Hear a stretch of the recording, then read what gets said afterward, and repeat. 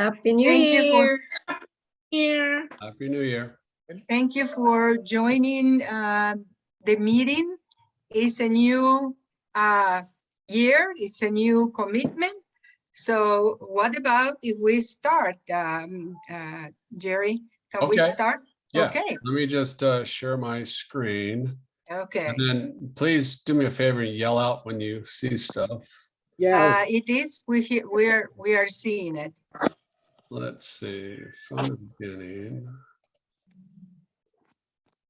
See? Submit somebody.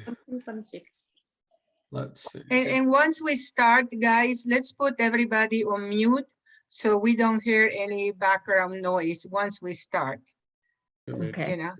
It looks everybody had a good new year for what I see in the Facebook and lots of fun. We are not seeing your, okay, now is loading. Here we go. Can you guys see this? Yes, yes. Great. Okay. All right. Okay, let's get everybody on mute now. Please mute yourself. Seeing a double screen though, Jerry, you're seeing double, like the next slide and the previous slide. Oh, okay. Let me just switch that then. Let's see. Sorry. Okay. How about- Not in presentation mode. Does that work or no? No, I thought this doesn't work. swap to presenter. That's a duplicate. You have duplicate screen, Oh, or you are not in the presentation mode, one of the two. all right. So swap. So this doesn't, if I do that, does that help or no? No Yeah. change. I don't see Wait. no changes now. Well, let me just start it over then. Yeah, just put it in presentation mode then. All right, 36 people so far. Wow, that's a nice group. Very nice group. Okay. All right, just talk amongst yourselves for just a second. Okay, no problem, no problem. I see everybody did good. We got Gail Glaston still trying to get through, and some people see, but you know, 37 people just a minute ago, 36 now. It's a really good start. Very, very good start. And I hope that we can continue having this kind of group, because we're embarking in 2022 with exciting ways, exciting news, and you know, not only diabetes, and also how to get rid of some of those pounds. Yeah, and you know, you might have, there you go. Now you got it. Will that work? All right, thanks. That There it works. is. Okay, Sorry, my AV is not my day job. It's usually my good job. But, No problem. So, Okay. so yes, welcome everybody to a new year and a new you. Those of you who are new to the channel, I guess it's like a YouTube channel. This is our Wednesday Wellness, and Lydia put this together about 3 years ago is when we started to try to fulfill what the mission of the Lions Club International is, which is to we serve. So Lydia's been very, very instrumental in getting this going.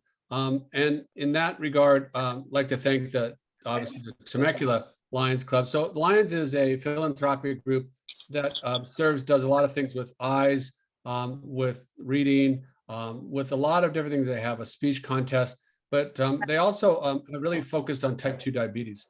I'm a family and sports medicine doctor, if you don't know me. And so I'll be presenting, and then I'll go relatively quickly. It is being recorded, so if you want to listen to it, you can. But I want to leave time for sharing, because this is a support group. So, and then please do not confuse your Google search with my medical degree. I know this is kind of snobbish, but the internet is an information superhighway. It's not a knowledge superhighway. So that's my goal, is to help you to figure out, what you find and what we can do to make the research into a resource.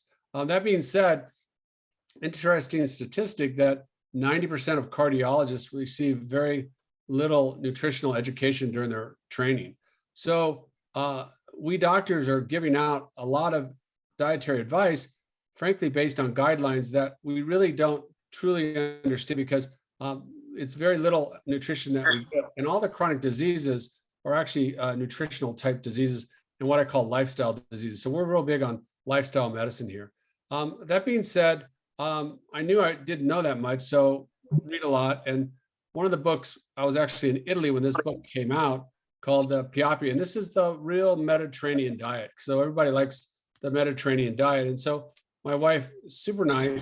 And so she allowed me, when we went to Italy, to actually go to Piapi, where they basically had the Mediterranean food diet. And what it turned out that this diet actually is a low carbohydrate with healthy oils. You could see me with, actually, he was a top chef in Italy. And we harvested olives from his family's vineyard, or actually their olive garden. And so it was very, very nice to actually learn this. So my big push is to, frankly, make the research into a resource. And so about 3 to 4 years ago, the Lions Club International, they have 1.4 million members, decided to take on this epidemic of diabetes. And my role in this is to read the research and then make it a resource for you. And what we did, the culmination of that was last summer, we came up with a Nudge Away Diabetes program, which I would highly recommend you all buy. It's $20, and all the proceeds go directly to the Lions Diabetes Camp. And it's done by a lot of the local students, and it's really taken off quite a bit. So in that vein, let's get into the meat of it. So the big challenge is, if you can read this, all the things have gone up lately, all the chronic diseases, heart disease, cancer, stroke, diabetes, Alzheimer's. This is guys versus women. And it's just a big challenge that all the cardiovascular diseases are going up. And these chronic diseases, frankly, 1 in 4 of the causes is due to diabetes. So diabetes is kind of like marijuana. It's a gateway disease to all of these. Alzheimer's, so there's 2 types of diabetes. Type 1 is when you don't have enough insulin. Type 2 is thought to be when you have too much insulin. That's what type 2 diabetes is hyperinsulinemia. But Alzheimer's is considered type 3 diabetes. So it's very important to understand that if you could control diabetes, and the consequences of it are that you'll get rid of 1/4 of all the medical problems that we have in terms of the money spent. So cancer's only fuel is carbohydrates. The reason I got into this, I was on a vegetarian diet. I got a stent to my heart when I was in my 40s, and realizing that it's not necessarily the diet for everyone. Everyone needs to figure out their fuel so that they can battle their own demons. So the big challenge was that the government got involved with giving guidelines to Americans.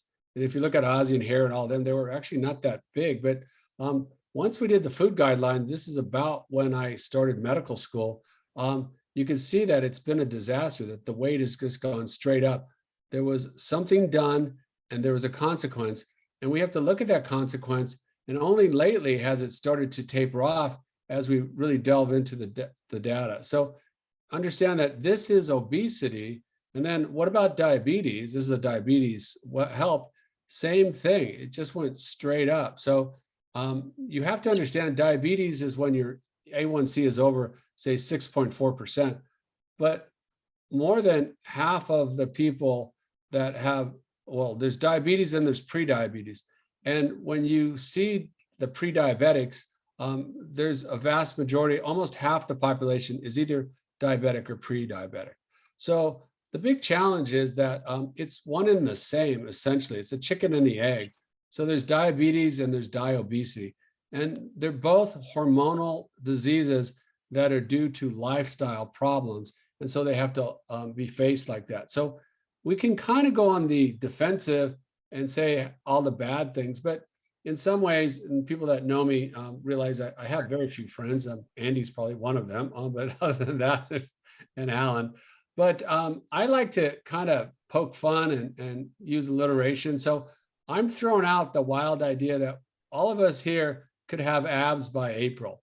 If we focus over the next 3 months, I'm not saying we'd look exactly like this, but we could be healthier. And so it's kind of a nice thing over the next 3 months to focus and try to attend these. And I'll try to make them sequential. I'll bring other doctors in, and I can show you how to get along these lines of learning to burn fat and build muscle.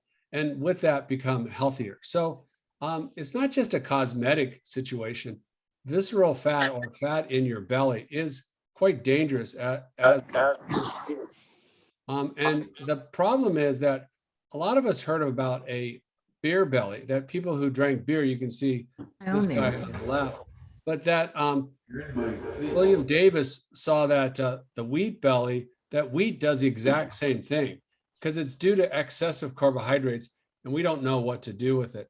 And in fact, in 1974, when the movie Saturday Night Fever came out with the great hit Staying Alive, one of the guys invented or discovered this, what he's calling metabolic syndrome. So metabolic syndrome is the thing that if you have metabolic syndrome and you get COVID disease, this is deadly. And so metabolic syndrome is a combination of increased waist circumference or belly fat, and that's associated with high triglycerides, elevated blood pressure, high blood sugar leading to diabetes, and low HDL. That's what caused my heart problems. I didn't have high cholesterol, I had low HDL, and you essentially get this metabolic syndrome. And the problem isn't just the fat or how much fat you have, but where the fat is. And the worst kind of fat is visceral fat. If you ever see someone like this and you hit their tummy, it's like a drum. I mean, it's pretty hard because there's not a lot of subcutaneous fat. They have their fat inside of them called visceral fat. And that's what's very dangerous. That seems to cause a lot of the end organ damage with kidney, liver, pancreas, all of those things. And so one of the things you can do, a very simple thing, and that's part of what this whole program is about, is, simple moves. We don't want perfection. We really just want you to be progressive. The biggest thing is to measure. So one of the things you could do if you want to get abs by April or just get healthier, you want to be lean and fit. And so one thing you could do is measure your waist. Now, a lot of people will measure at a bunch of different places and they get kind of confused. And in fact, when you look at where you can measure, the World Health Organization says it should be between what's called your iliac crest, or that bone here, and your ribs, halfway between it. The National Institute of Health says right on the iliac crest, or that bone. Frankly, it doesn't matter as long as you do the same amount. Guys tend to be a little more apple, where they have it more up in their belly. Women carry it more in their hips and buttocks, and so they might want to measure lower. It doesn't matter as long as you keep doing that. But in general, what you're looking at is it gets bad if your waist for guys is over 40, and for the women it's over 35. And so your goal is to get it lean and fit. You don't want to be excessive. And some people worry about this leading to anorexia. And you have to understand anorexia is a mental disorder. It's not a physiologic thing.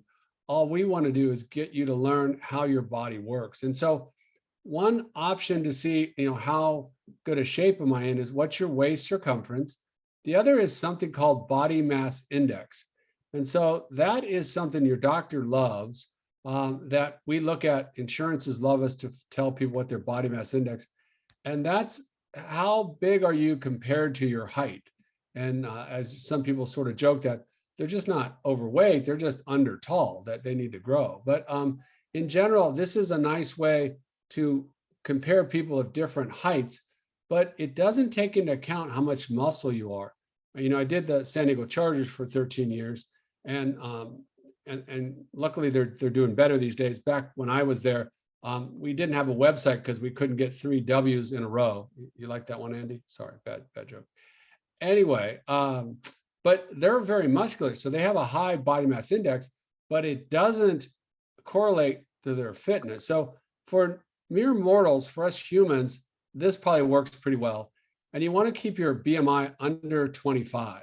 So you want to anywhere between, let's say, 20 and 25. That would be a very good range for BMI.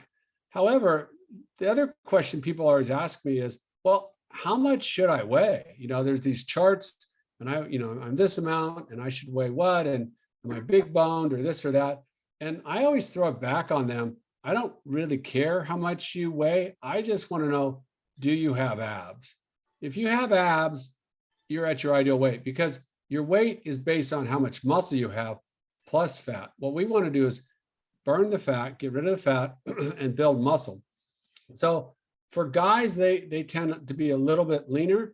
And so about 15 to 20 is very good for guys. That would be a very reasonable amount. You can really work to get lower than that, but about 15 is pretty good for guys. You could see 40 or more is not good. And so these are the things you're looking for. So I don't really care when people say, how much should I weigh? I just say, do you have abs? And for the women, same kind of thing. For them, anywhere around, say, 21 to 23, somewhere around 20 is very, very good for women. So those are the goals that we're kind of looking for. So then the next question, now that we know, the why and the what, now we have to figure out the how. So where do I go to get good abs? Anybody have any ideas on where to go to get good abs? Well, it turns out you could go to this fitness place that has an escalator up to the fitness place. I just got a kick out of this, that someone, that's just the challenge you have. You can go to a fitness place, but you still take the escalator. But actually, as it turns out, you can't exercise yourself into your skinny jeans. Think of how many fitness places you know, and look at everybody around. They're still not at their ideal weight, because abs are not made in the gym. They're made in the kitchen. So let's say that again. Abs aren't made in the gym. They're made in the kitchen. And frankly, you can't outrun a bad diet, because if you look at the calories, just this typical lunch is 1,300 calories, which only takes you about 20 minutes to eat. But that's 2 hours and 10 minutes of running in a half marathon.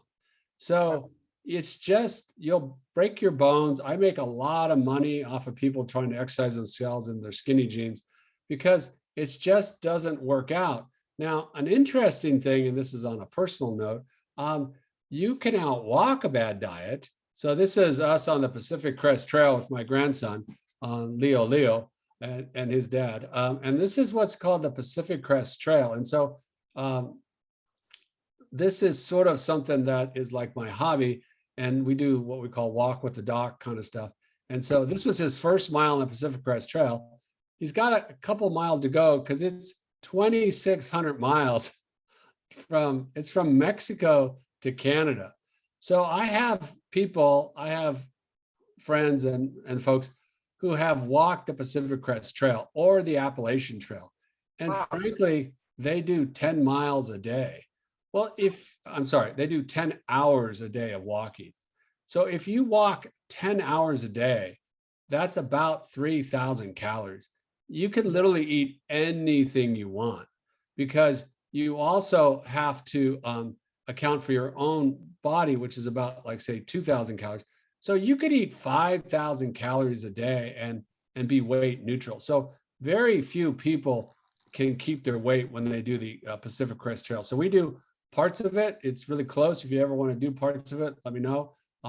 This is my son-in-law, Mark, and as you can see, he's like my perfect hiking partner, because he doesn't talk, and that's all I do.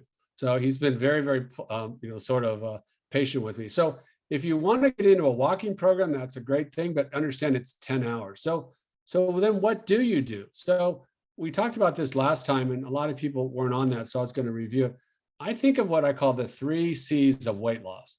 And so it's not just diet, it's not just exercise, but you have to think of the hormones. And so that's what we're going to get into. So with all the chronic diseases, especially diabetes, you really have to respect your carbs, but it's not a fat fest. People think, oh, I can be, quote, ketogenic and just eat fat and I'll be thin. Well, there's what we call fat dogs in Fallbrook. from eating too many avocados. Fallbrook's avocado capital of the world. And so you can overdo it. And then have you noticed that the night shift workers are always heavier than the day shift workers?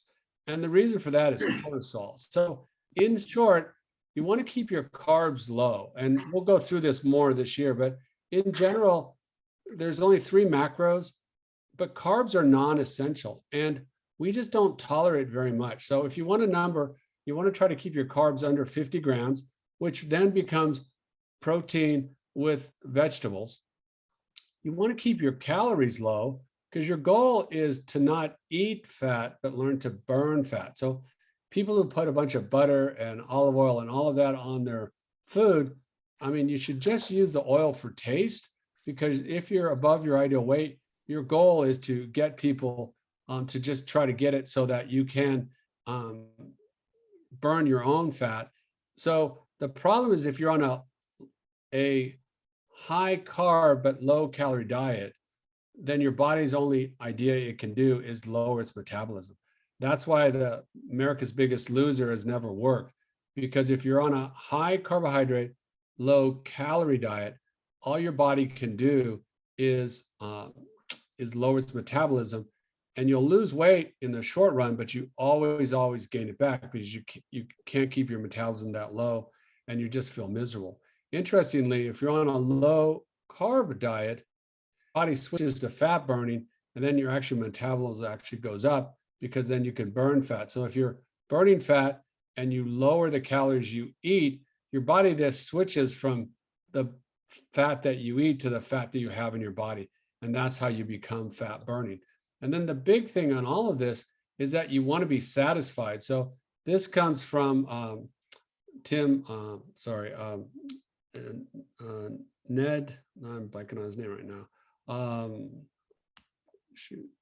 Ted Naiman. So it's Dr. Ted Naiman. And this is his little jingle that you can, if you can, just eat some healthy proteins like meat or eggs, have some added oil for taste, and then the green leafy vegetables are what I call Amazon packing styrofoam, that you want the green leafy non-starchy vegetables to fill you up with very little carbs. And this works out well. And then you can look at when you eat. And for most of the time, if you could just get down to only eating meals, so no snacking, and then start to take away like breakfast and just have lunch and dinner. And then if you do well with that, take away lunch and you just eat 1 meal a day, which is called the warrior diet. All of that are little ideas. So the big good news is there's options. The bad news is there's options. But if you just understand that, you really, if you think about it, don't need any carbs because carbs are non-essential. And you really don't need a lot of fat, because if you're above your ideal weight, you can learn to burn your fat. You do need some protein. It's not a lot, but you need some protein. But you want to feel satisfied so you're not hangry. And that's where this sort of stuff. So all of this is very satisfying. And then the flip side of this would be, if you remember when we used to be able to go to restaurants and they gave us free bread, the reason they gave us free bread was to make us hungrier. And so there's foods that satisfy you and foods that stimulate your appetite. Like all of us remember about, you can't eat just one Lay's potato chip, because once you eat one Lay's potato chip, you want the whole box. I'm not sure how many of the Thin Mints you have to eat to get skinny, but as soon as you eat one Thin Mint, you want to eat the whole box. So these are things that we'll teach you this year. And then finally, what people don't realize is stress is the X factor. When you're stressed out, you raise a hormone called cortisol. So if you don't get good sleep, your cortisol goes up. If you're stressed, your cortisol goes up. And what cortisol does is it has a natural variation, but if you don't get good sleep, if you're too stressed out, it stays high, and cortisol will increase your fat accumulation. So you want to do things that keep your cortisol low. And so one of the things that people don't realize is that exercise is good, but not for burning calories, but for lowering cortisol. All of us feel really good when we go out for a walk to clear our mind, to slow down. So I highly recommend, and this was one of my biggest things. I had, taken care of NFL team and this and that, that I didn't realize how important keeping your stress low is good.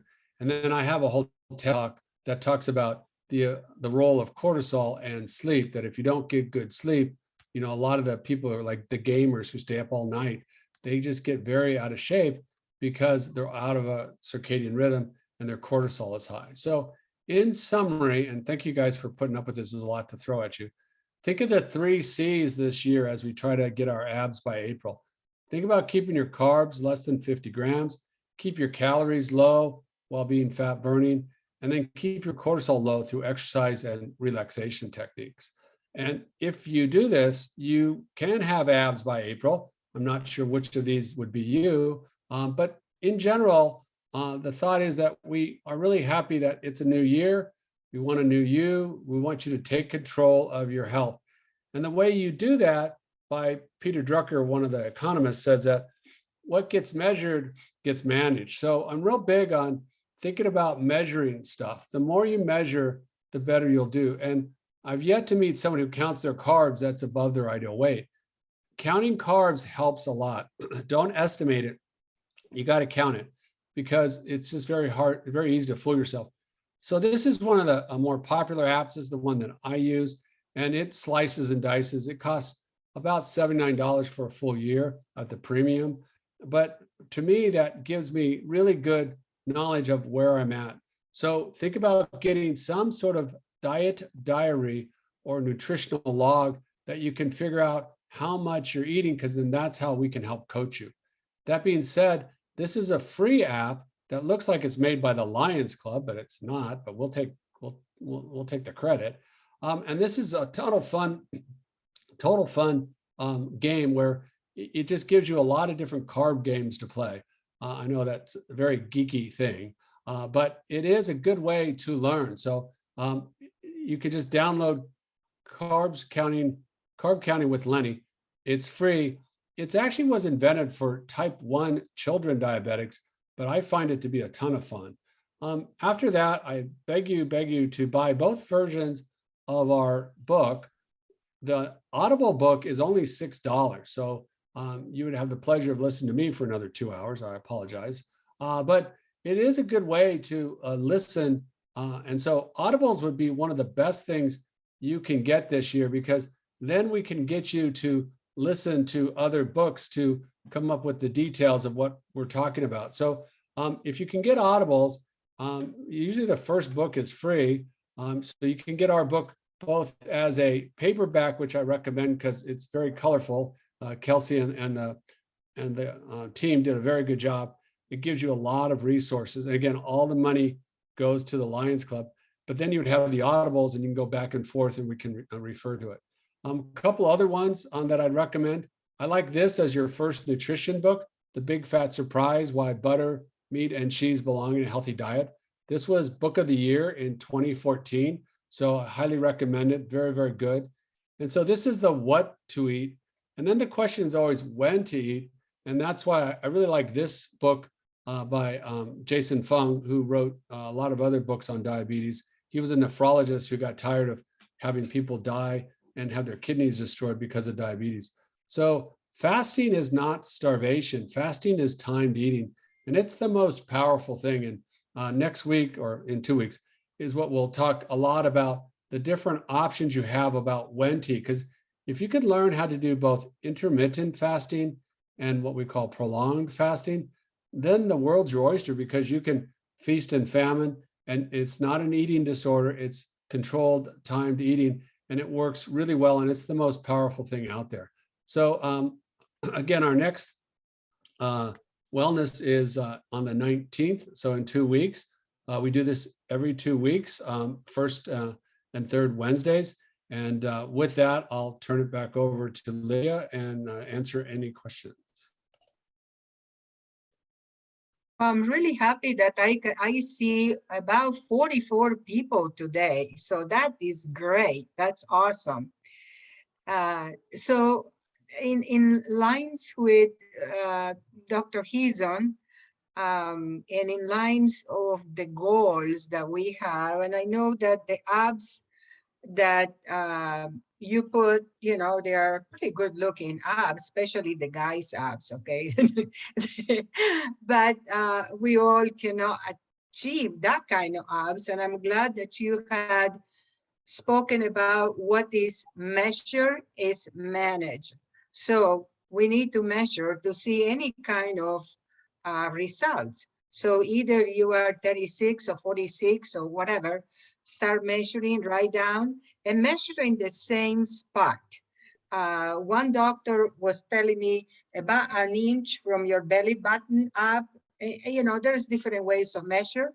It doesn't matter as long as you measure in the same spot.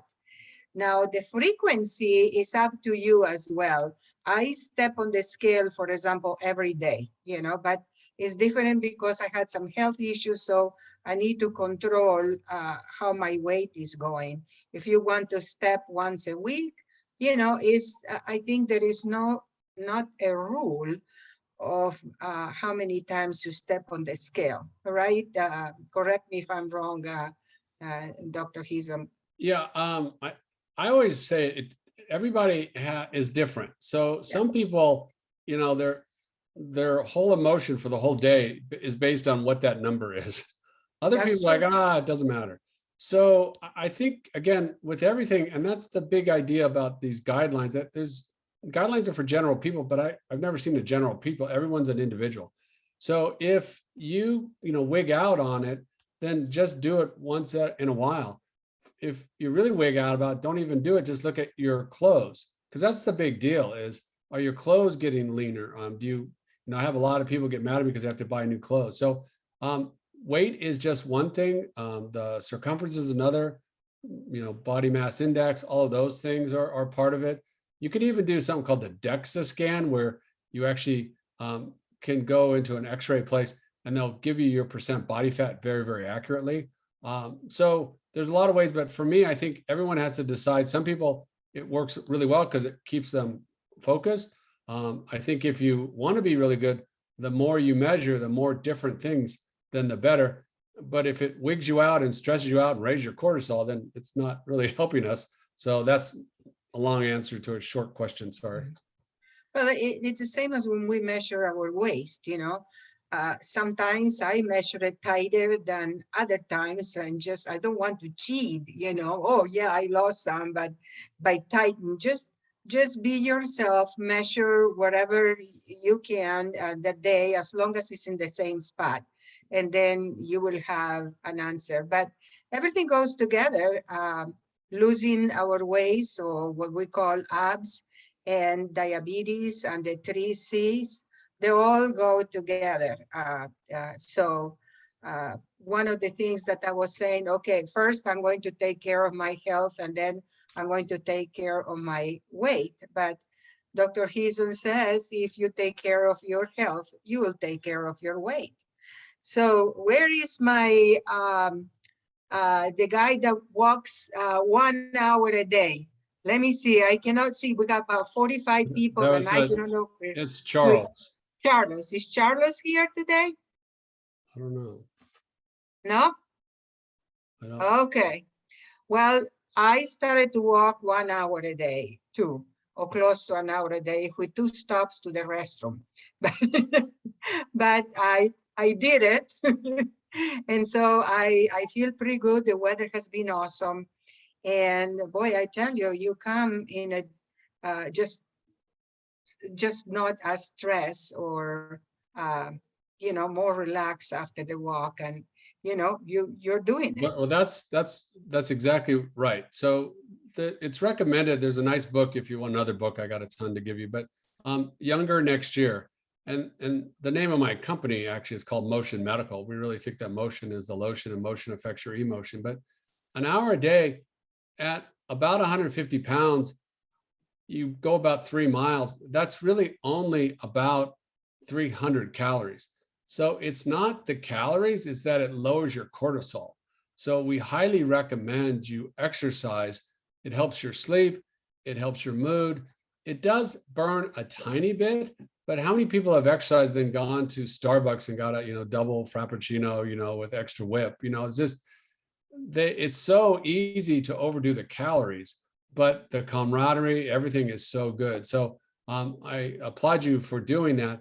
And even taking your breaks, it's not the intensity, it's the duration. There is something about an hour a day. Now, some people do say it clicks in your metabolism. Did you see in the comments what Stacy wrote? Yeah, Yeah.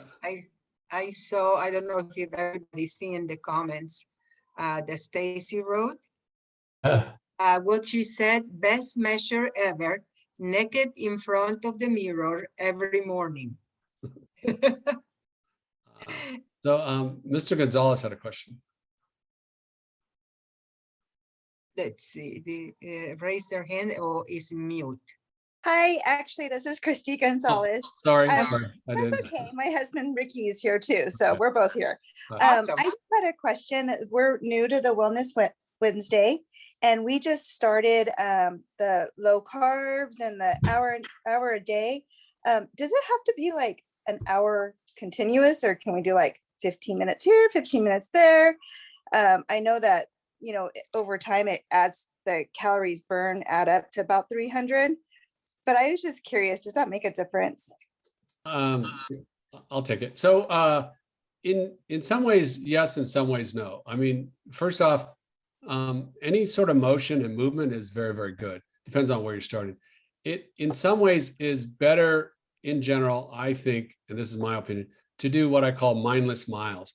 You want to go do something, because if you've done something for a little over like 30 minutes to 45 minutes, your body kind of gets into a rhythm and it does better. And then there is this thing called post-exercise thermogenesis, where it keeps your metabolism higher. But if you can't do the full hour, anything you do is very, very good. So I would just do what you can do. And then the big thing I always say is think of your brain like a Google search engine and keep figuring out, how can I get, say, an hour in, or, you know, maybe, you know, during the week I do intermittent, and then on the weekends I could do longer ones. All of that works. So I applaud you for doing that. I think the key in all of this is just keep learning, and then do what you're doing and then measure.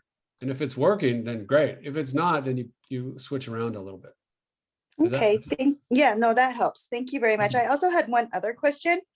Since we're both starting this just this past week, the lower carbs and the walking and trying to get our stress level down.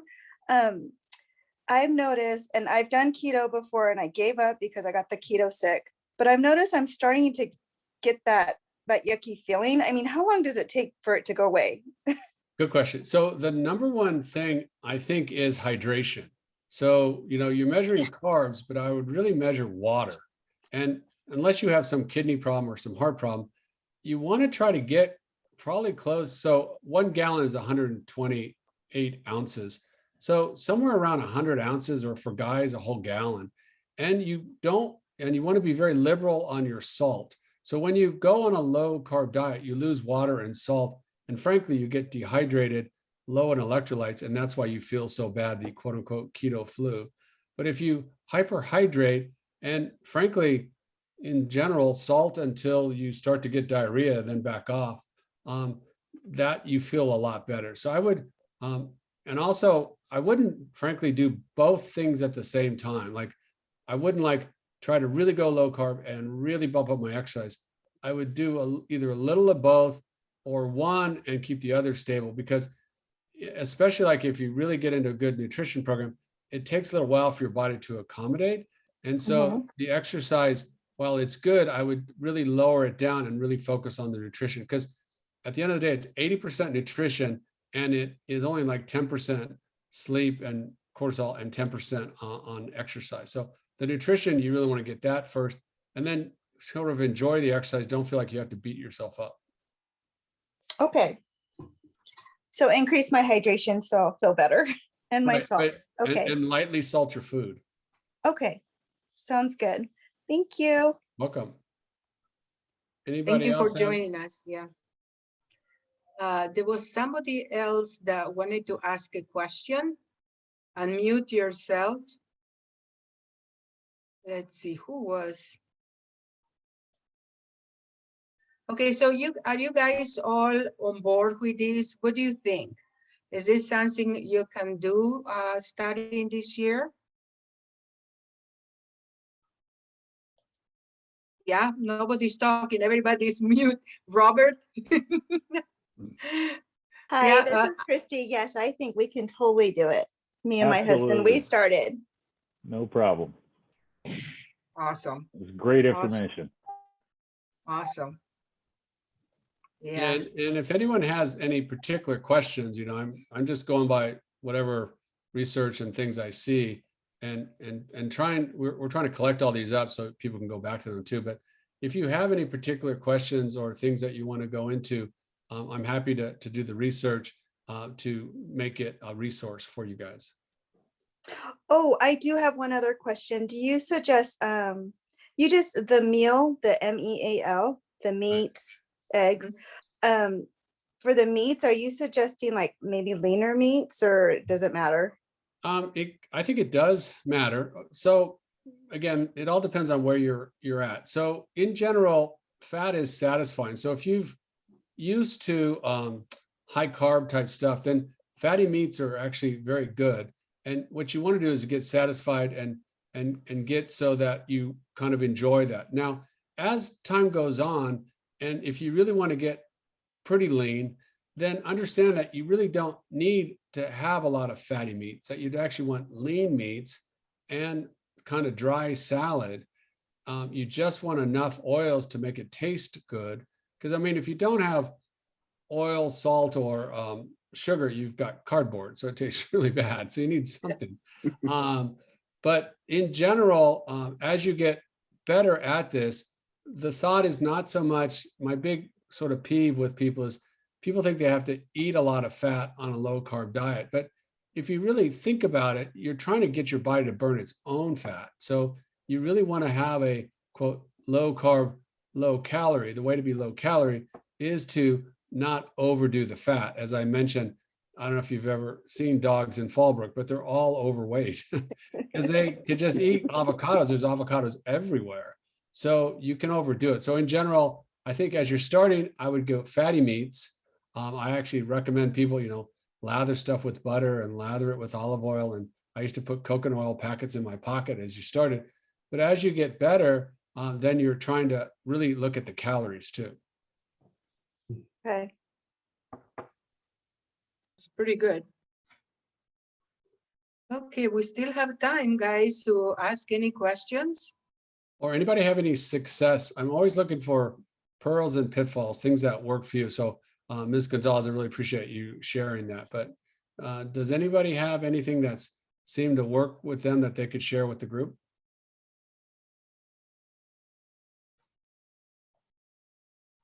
Dr. Izan. Yes, hello. Hello. You know what works for me so well is exercising every day. Of course, I still do the Pilates every morning. That works for me. But what I found is even more beneficial is when I walk to the market after coming back home from Pilates, when I'm able. So I carry a backpack to the market, which is like 1.6 miles from my house. And then I carry home the food I eat for the day. That's what I do. It works for me. It's fun. And it's a bit primal. I feel like I'm gathering food for my harvest. It's just a different way of looking at things, but it really works for me. And you really appreciate that food because you've literally brought it to your house. Absolutely. Yeah. That sounds pretty cool, actually. It makes you think about what you bring home. Right. Yeah, there's a big thing with slowing down and doing those things. She did bring up another thing that I didn't mention too much was she does Pilates, reformer Pilates. She's actually very good at it. But you really want to work on your posture too. So we've talked about cardio, but you also want to work on posture. And so I like balanced, flexible strength. That's kind of what you're looking for. So I think that's very, very good. There was also a question in the chat about COVID. So if someone gets COVID, what adjustments would they need to make in their diet? So I'm, somebody who's a little bit off the cuff. So what I've realized, and I took care of, I think, 13 COVID patients today. COVID likes carbs. The problem is that the people who have been passing away are those that have uncontrolled metabolic disease, like we talked about.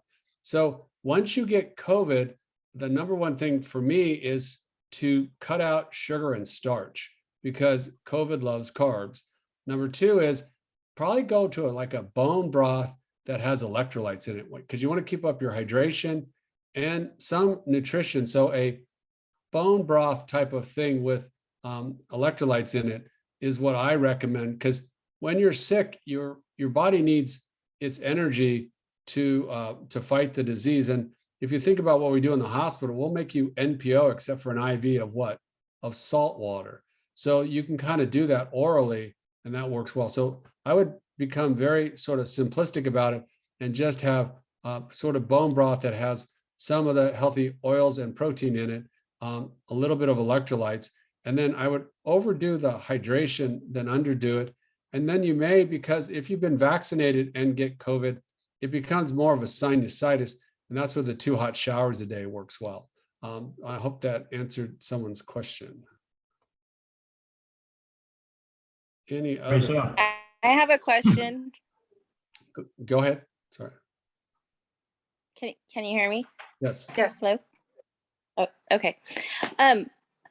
So me and my husband, when we try to lose weight together, I always end up feeling like we get in this little dispute as to men lose weight so much faster. And I feel like I have this water weight retention. He's like, I've lost 13 pounds. I'm lost 3. And I feel like it's a battle. And I'm like, how is he having so much success? We're eating the same things. And then another thing that I'll just say, I like to drink wine. So how do you guys factor in a little bit of pleasure with all this?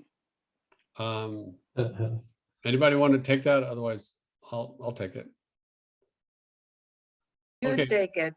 Okay. So first off, the number one thing is hormones. Women obviously have different hormones than guys do, and you guys have more estrogen. So that's going to be the deal, is that obviously, and again, I don't know if you guys know much anatomy, but there's a vast difference between men and women. It's like a vasectomy kind of thing. It's a bad joke. Anyway, so women are definitely different. So don't get into too much of a rut. The big deal, though, is you really have to understand that women really have to be careful of their hormones, because that's what really is a challenge. And there's ways to help you with that. That being said, you asked about one of my favorite subjects, which is Cabernet or wine. I have an acre of Cabernet. So in essence, what I do is I save my carbs for my Cabernet. Actually, wine is a great way to cut down your cortisol, but you want to make sure it's not too much and that you don't drink it too fast so that you get a spike. But in looking at longevity, having a glass of Cabernet, typically under 6 ounces, is incredibly healthy, is very fun. Now, if you wanted to have more than that, then my thing is you got to earn it. So, if you do a 10-mile hike, you can kind of have as much wine as you want, but how many times can you do that? So that's how I play around with it.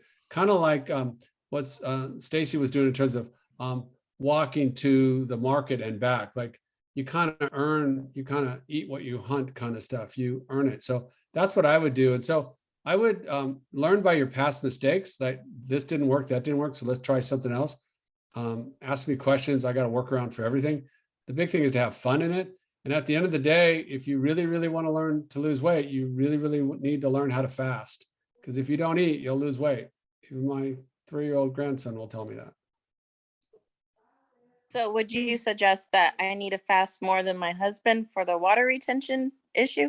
Yes, because when you fast, then you lower insulin, and when you lower insulin, there's a natriuresis, a diuresis, you lose water and salt. That's why you have to replace it. So I would just figure out what you need to do. And this, I'll talk about this next time, but of all the things you can learn is fasting, because that cures everything. Because if you're just not losing weight, just fast longer.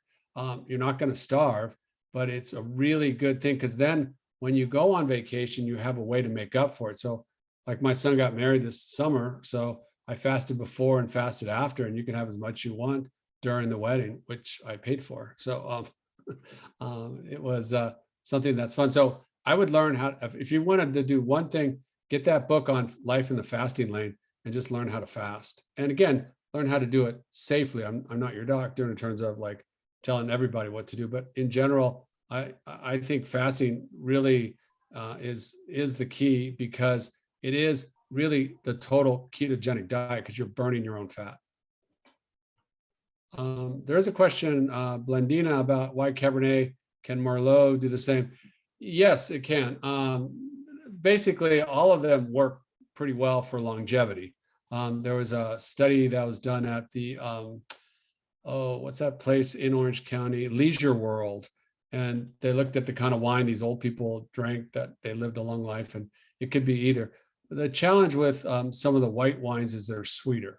So the drier the wine, then, sort of the less carbs it has. But I think everyone should try what they want to. But I think the key is to savor the wine and not to just keep guzzling the wine, because that's the problem. That's where you'll get a beer belly or whichever. But usually with wine, the big thing is, if you're drinking wine, that usually means you're slowing down and that you're taking a little longer. And the longer you kind of take to eat, if you can keep it under an hour, that's actually quite healthy too.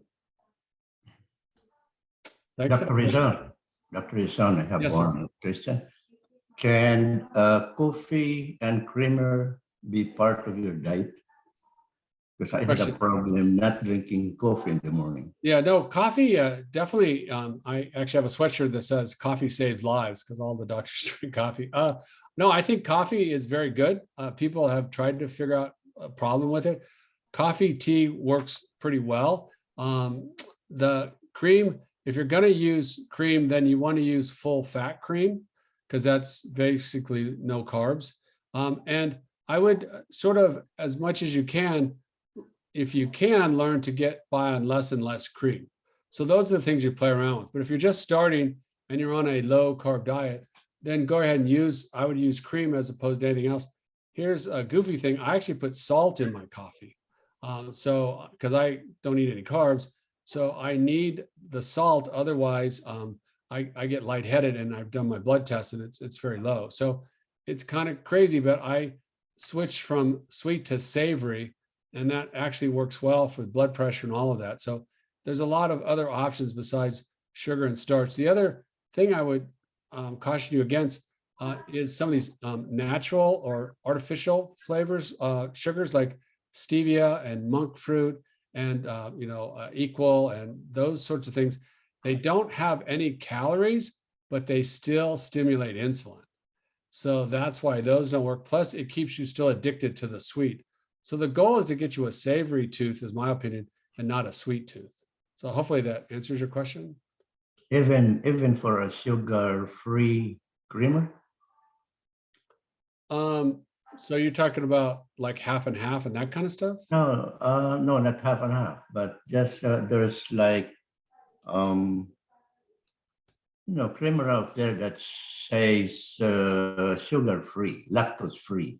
Right, but it may have these artificial sweeteners in it. So, so that I that's have where, to check. so my opinion is to try to eat as many things as natural. The more processed, the more likely it's not that great for you. Your body's not used to it. So as I joke, if you have to read a label, you probably shouldn't buy it. But that's just my opinion, is trying to keep it simple and stuff. But I would try it. Have you tried full fat cream? No, I haven't. Yeah, just get full But fat. I can try that. Yeah, try that, because I think it tastes amazing. Anybody here drink full fat cream? Okay. No. Yeah, I can try that. Thank you, Dad. Yeah, you can get a splash of full fat cream at Starbucks if you want. Okay. We do everything with heavy cream and I love it. Good. It's the Thank you. best. Without? So full Without- fat cream and full fat cream and what did she just say? Not half and half, but full fat cream and heavy cream are the same? Yes. Oh, okay. I have some of that in my refrigerator. There We you make go. ice cream out of it. Yeah. Well, that's It makes your coffee very creamy. We love it. Awesome. Okay, thank you. Someone asked about oat milk. I mean, almond milk, oatmeal, all of those are carb based. So we're not big fans. Yes, somebody asked about milk too. Yeah, milk is sugar. I mean, that's what milk is. So it's sucrose, or what do you call it? Lactulose and all of those. In general, think about a baby cow. How does it become a big cow? How does a calf become a cow? It's milk. So if I have, like, for example, 15-year-olds that want to gain weight, I have them do GOMAD, which is called gallon of milk a day.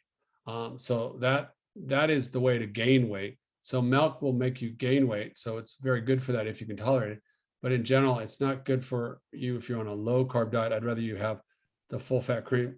Someone asked about butter, which is a great question. So there was this whole idea about bulletproof butter or bulletproof coffee. And it's a great, like if you're hiking, and that's where he got it, it was out of the Himalayas, that the Sherpas would put yak milk, which I can't get much yak milk around here, but you'd put yak milk in coffee and it really helps you to hike and do things. So it is a great idea to put butter in your coffee. I think if you're going to be doing long exercise, like hiking the Pacific Crest Trail or something, but for the majority of people, it's just extra calories.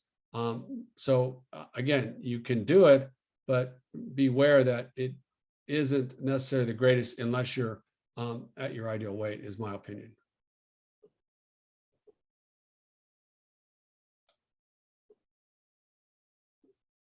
Any other questions?